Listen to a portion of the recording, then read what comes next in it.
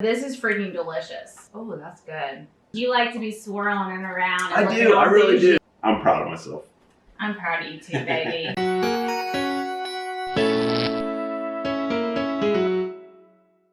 Hey y'all, it's time to drink. I'm Jason coming at you tonight. We're going to be making 3 cocktails using our cherry syrup recipe. This comes straight out of our cookbook. It is super simple. I'm going to teach you how to make it right here before we make the drinks. And you can see Erica's not around to help me right now. She'll join us later. But that's how easy this recipe is to follow out of the cookbook.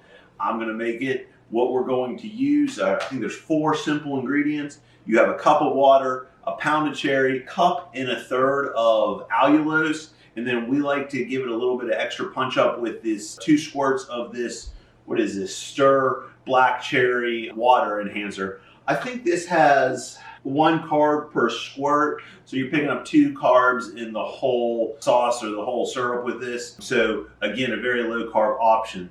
You will need a pan with a lid on it, but before we do that, I'm going to show you how easy it is to pit some cherries. I've already pitted most of my cherries, but you just take them. You can use a chopstick. We don't have any chopsticks, so I use one of these metal straws, and you just kind of go into where the stem was, and you just kind of gently push, and out pops the pit. It's that simple. So I've already got my water in my saucepan. Here goes my allulose and my cherries. All right, so you can see I've got the mixture really nice and mixed up here, just following the directions from the cookbook again.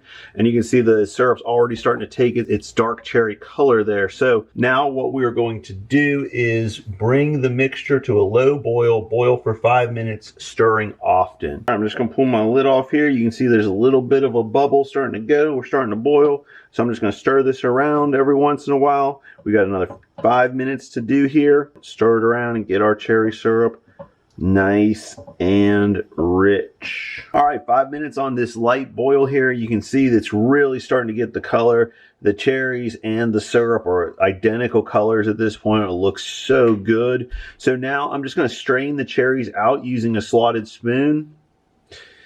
And then we're going to continue to allow this to boil down. We want to reduce the syrup itself about by half. You can kind of start to see the color. It's looking real dark, like a dark cherry color. We're going to put it back on the burner here. The cookbook calls for continue to boil until the mixture is reduced by half. So I'm going to get the flame up a little bit, let this really start boiling, and we want this nice and concentrate, nice and thick syrup. It's going to be delicious. All right, so our syrup is finished cooling. We're just going to add it into a glass container now. I'm going to strain it one last time through just kind of a strainer and funnel just to get any of the extra cherry bit pieces out of it. We just happen to store ours in an old maraschino cherry glass dish. Just makes it easier. In the refrigerator, we've got so many syrups going on. So we're just going to strain that into there, and we're adding 2 squirts of this black cherry, Stir Black Cherry, 2 good squirts. So 1, I'm going to put the lid on here and just kind of shake this up in the jar. And there it is, a simple syrup, cherry flavored, delicious. I'm going to go get Erica and we're going to make some cocktails for you. All right, so we're back in the kitchen. I found Erica. Here she comes. I've been busy without you, babes. You have been, and it's late. I'm wearing my pajamas, but I have a cute face and makeup on. Yeah, well, we're going to make some cherry cocktails. I made my syrup. So we are going to make, now that we made the cherry syrup, I've got 3 cocktails, and the last one's kind of a variant on it. I know cherry's not your favorite. I absolutely love it. We are going to start off, if you joined us on the live stream last week, you saw a Manhattan, and we talked about how a Manhattan's supposed to have the sweet vermouth, and we don't want all the carbs in a sweet vermouth, so we use the dry vermouth, but then we have to sweeten with our own sugar. Right. We showed just a simple syrup, and that works. It was fine. But I really think this cherry syrup, if you are a Manhattan person, if you love a Manhattan. Jason made a regular Manhattan for me to taste to compare to the one with the cherry. With the sweet vermouth. I tasted it, and it tasted, really, I didn't know the difference. I thought he had used the low-carb cherry to make the vermouth sweet. I truly did. Right, so I think this is the perfect substitute. I'm going to walk you through it now that we've made the cherry syrup. This is the absolute reason to make the cherry syrup. All right, I know you're exhausted. Why don't you grab your seat and I'll make a cocktail. Cop a squat. I'm going to cop a squat, y'all. I am tired. This has been a rough day for me, but I do not mind filming a time to drink episode. We have so much fun with these. But of course, I always start off with a drink you don't. I know. This would be my least favorite of the night, and that's okay. All right. That's okay. Just to recap, if you didn't see the live stream, you can go back and watch it. It's a great show. We had the top 10 drinks. It was a top 10 drinks episode. We made the Manhattan in it, but a Manhattan. Not the top 10, not our top 10 drinks. The top 10 most searched drinks. Yeah. Of the time on liquor.com. Popular drinks, yeah. Yeah, most popular, most searched. Not what we would necessarily say top 10. Or at Right. least not me. Not you. We got to like number 6 before it was one of my favorites. That's The theme of liquor.com's top 10 most searched was a lot of alcohol. I think in 2020, people wanted the drinks that were potent. Definitely.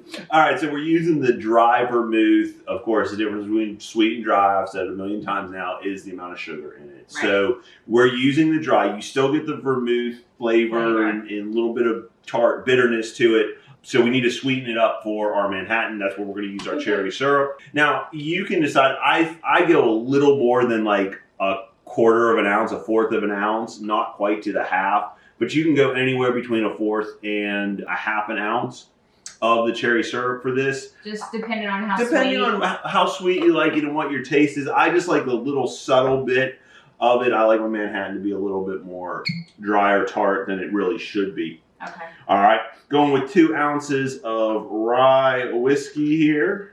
And just FYI, y'all, I'm keto. Jason is not at all. But he likes all of the low-carb cocktails that we've created, and it's always better to do less sugar because it's less calories too. So even if people are not low-carb, you could totally serve, or not keto, you can totally serve these low-carb cocktails to them, and they won't know the difference, and they'll be happy to have less calories.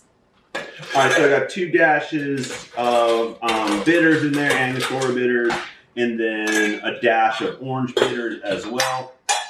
Go ahead, those work really well with the cherry flavor, so don't be afraid to add the orange. I think it really does work. And those bitters are available at every single liquor store you would ever go to. They're super easy to find.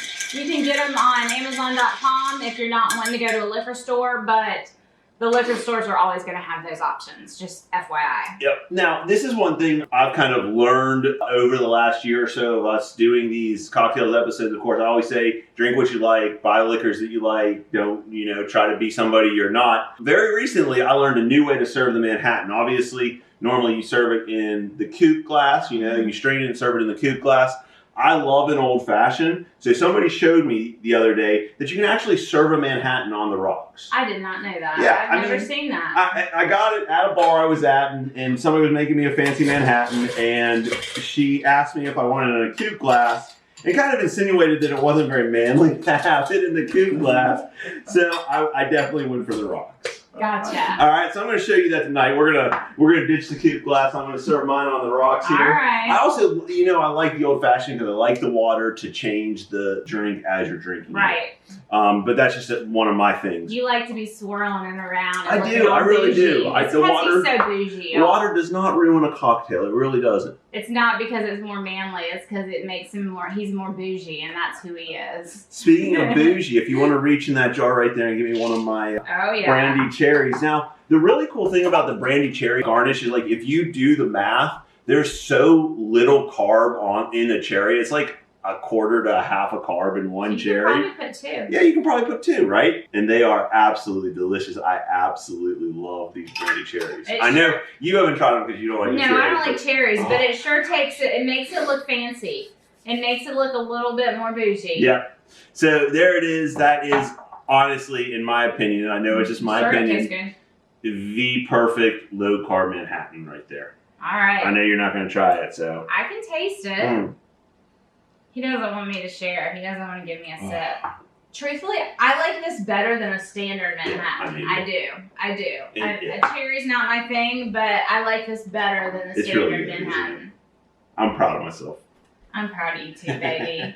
Oh, he's blushing. All right, cheers. All right, what's next? All right, we're going with drink number 2. I think this is actually going to be one that you like. We're going to make a cherry lime gin Rickey. Okay, So some great flavors. Let me have a sip of my Manhattan here. All right, we are going to use this Lock and Union gin, which we're almost running out of. And this is the one that you, what did you do with this one? I added butterfly pea flowers. Yes. It doesn't change the flavor, but it gives you this amazing blue-purple color, like almost immediately.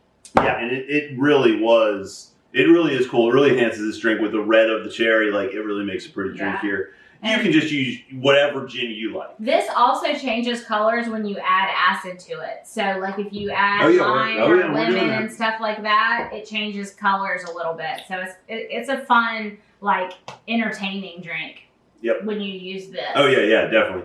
Yeah, it's like cool to make it ombre with and stuff like that. Yeah. So, and again, this kind of is up to your taste. I'm going with half and half here, half an ounce of lime juice and half an ounce of cherry syrup. You really don't need more than half an ounce of this stuff. This stuff is it's potent. It's concentrated. It's concentrated. So you just have to decide how much lime flavor you want to get to go along with your cherry. So we've got half an ounce of cherry syrup, half an ounce of lime. It's all you really need for this one. And then we're going with 2 ounces of gin. We're going to have to order some more of this. This really is our favorite gin. I wouldn't drink any other gin than they sent this to us to test. Oh, yeah, perfectly 2 ounces. Oh my gosh, exactly. Look at that color already. See how that color changed? I don't know how much that's showing up on camera, but that changed to like a deep, like cherry color. Okay, so gin, Ricky, you normally serve it in a highball glass. We're going to be a little bit classier tonight. Oh, we're pulling out one of our pretty antique glasses. I think it's perfect. I love the rim. You can tell like it's hand blown because the rim of the glass is not exactly even. Mm-hmm. All right, so getting that prepared right there. Put a little bit of ice in our stir. Give it a little twirl around. So pretty. All right. Like, I mean, it's in my grandmother's antique hand blown glass. So this has a little bit of a pink tinge to it already, but look at that purpley color. It's so pretty. And we're going to top it, and you can go anywhere from 2 ounces to 4 ounces of club soda, or we like to use the sparkling San Pellegrino. Yeah. Just give it a light stir. Light stir. This is so pretty. And it's just a fun drink, and you can garnish it. You could garnish it with a little bit of mint. You could go with like a lime wedge. A lime wedge. This is very good. This is very drinkable. Like, it doesn't taste like alcohol. It doesn't taste like alcohol, does it? It doesn't taste like alcohol. It really doesn't.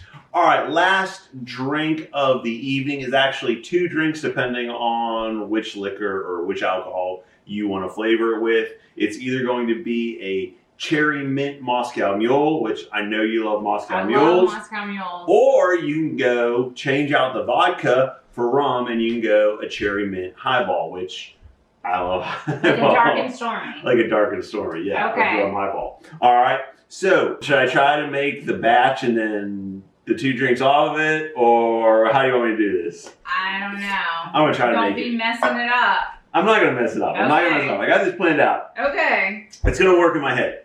Okay. All right, so each drink is going to get an ounce of cherry. So there's 1 drink. I feel like you should have doubled this cherry syrup recipe. 2 drinks because we're already out. Yeah, I know. Huh? It's going fast. I think we're out of Coke Zero, so Jack's not going to be like going crazy on it, but he'll find something to do with it too. All right, so I've got 2 drinks worth of cherry syrup and lime. And now we're just going to add the mint.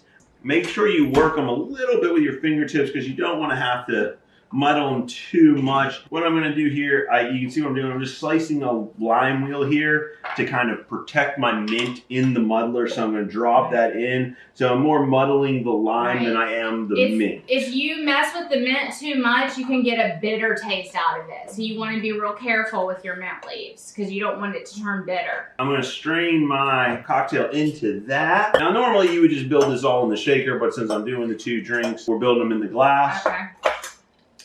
I'm going to go with rum in my highball, so 2 ounces of rum.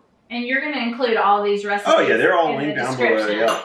So if you want to make any of these, it will be in the description, as well as a link to our low-carb cocktail cookbook. You like the Vodka Mule, so we'll go there. Alright, so we got the ice in there. I'm gonna give it a little swirl with the ice. Okay, so this is the dark and stormy version. This is dark and stormy. This has the rum in it. Moscow Mule that has the vodka in it. And then this is Gosling's. This is the original dark and stormy ginger beer right here. It's really not dark and stormy unless you're using Gosling's. We've also tried a lot of different diet ginger beers, and by far this one tastes the best. If you're looking for a diet ginger beer, none of them even came close. So do I stir this a little bit? Yeah, you're going to want a little more ice here in your Moscow Mule. This is pretty cool. Yeah, that one's what I want. Okay. That's what we want. That. Stir this guy. Stir that guy out. I tell you what, the colors are so pretty. This cherry syrup makes it so pretty. Doesn't it? It's such a great drink. Alright, I'm left-handed, so I gotta do that over. Great for Valentine's Day, too. Right! This is like a great Valentine's Day episode, honey. All the cherry, all the pinks and purples. Yeah, we're very dressed for it, too. Yeah, well, I am wearing pajamas. We should have planned it. We could have been Valentine's Day. No, it's not even February. It's time to plan. Y'all should be doing like hot buttered rums and stuff. It's winter. We kind of skipped all of those. Oh, that's good. Oh.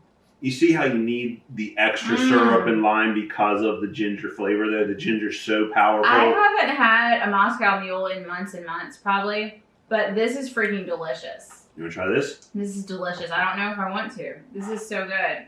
What she means is she doesn't know if she wants me to try this. They're both really good. Okay. All three of these drinks you need to make.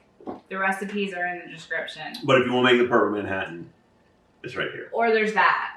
Yeah. It was actually, I could drink that and I would have not thought that. But all three of these, I would order anytime. All right, y'all. Thanks for hanging out with us tonight. This is why we wrote the low-carb cocktail book that we did, Time to Drink Low-Carb Cocktails, because we have so much fun creating these drinks. It's just a blast. We're going to be here every single Friday night for y'all, either live or an episode like this. So keep coming back, share it, subscribe, comment, and let us know what you would like us to make. Yeah, definitely comment. We want to know what you like. We want to make what you like. Absolutely. All right. We will see y'all again next Friday. Bye, y'all. Be blessed. Cheers. You're supposed to cheers me, not, I guess you too.